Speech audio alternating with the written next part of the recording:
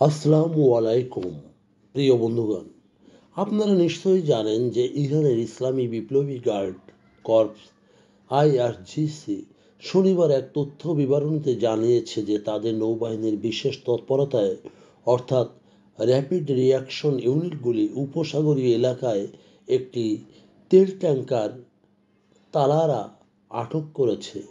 ট্যাঙ্কারটির পতাকা মার্শাল দ্বীপপুঞ্জের এবং প্রায় 30,000 টন পেট্রোকেমিক্যাল কার্গো বহন করছিল।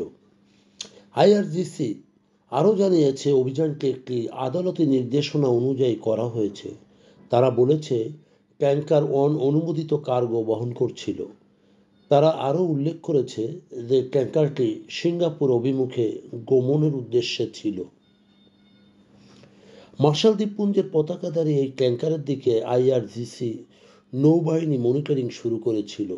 শনিবার ভোরে প্রায় সকাল 7 ঘটিকায় তারা জাহাজটির গতিবিধি অর্থাৎ ট্যাঙ্কারে এবং অভিযানে ট্যাঙ্কারকে আটক করে। একটি নিরাপত্তা সংস্থা মেরিটাইম সিকিউরিটি অর্থাৎ অ্যামব্রি বলেছে যে অপারেশন চলাকালীন একটি ছোট ইরানি নৌযান ট্যাঙ্কারের দিকে এগিয়েছিল এবং তারপর ট্যাঙ্কারটি হঠিয়ে দৃষ্টিপথ পরিবর্তন করেছিল। আইআরজি আরও বলেছে যে এই পদক্ষেপ অন্য দেশের বিরুদ্ধে কোনো রাজনৈতিক উদ্দেশ্য নয়, এটি একেবারে স্থানীয় আইনগত বিষয়। এই ঘটনার পটভূমিতে উপসাগরীয় অঞ্চলগুলোর নিরাপত্তা ও শিপিং লেনগুলি পূর্ব থেকেই উত্তেজনাপূর্ণ রয়েছে। তার স্ট্র্যাটেজিক গুরুত্ব অনেক বেশি, কারণ এই এলাকায় গ্লোবাল তেল রপ্তানির একটি বড় অংশ বিশেষ করে হরমুজ প্রণালী অতিক্রম করতে হয়।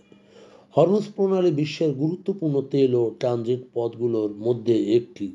এই ধরনের ট্যাঙ্কার আটক সর্বশেষ সময়ে এটি একাধিক ঘটনা হিসেবে দেখা যাচ্ছে, বিশেষ করে সেখানে আইআরজিসি তাদের জলবন্দর অনুমোদিত বা কালোবাজারে কার্গো ভেরিফাই করার দাবি করে।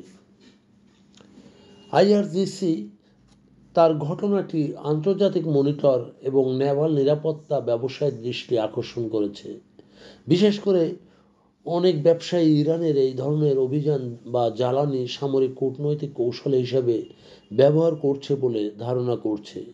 বিশ্লেষকদের মতে আইআরজিসি এর দাবি আইনগত নির্দেশনার ভিত্তিতে আটক কার্গো প্রায় সেখানে 30,000 টন পেট্রোকেমিক্যাল পণ্য বহন করছিল। এটি দৃষ্টিকোণ থেকে জাতীয় স্বার্থ রক্ষা ও অবৈধ কার্গো নিয়ন্ত্রণ বলা যায়। ঝুঁকির কথা যদি বলা যায়, সেটি উপসাগরীয় শিপিং পথের নিরাপত্তা ও আন্তর্জাতিক উত্তেজনা।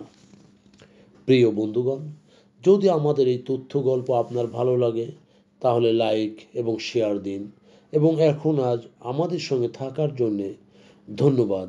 আমাদের ফলো দিন এবং সাবস্ক্রাইব করুন।